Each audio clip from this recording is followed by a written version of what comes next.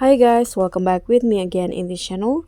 On today's tutorial, I'm going to show you how you can create this smooth fade transition on CapCut mobile. So after you add your photos or videos, you can just go to overlay and then add a black overlay under the stock video. This one, click on add.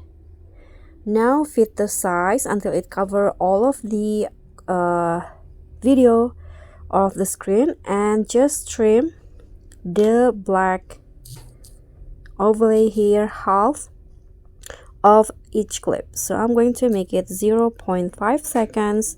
Now add 2 keyframes on the overlay, and on the first keyframe go to blend and lower the opacity to 0. Then on the second one, make it 70 like this. Click on the check icon.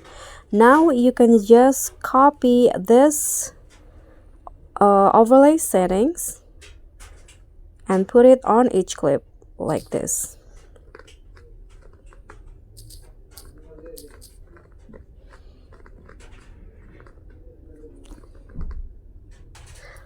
Okay, so I've already put the overlay on each clip, and this will be the result.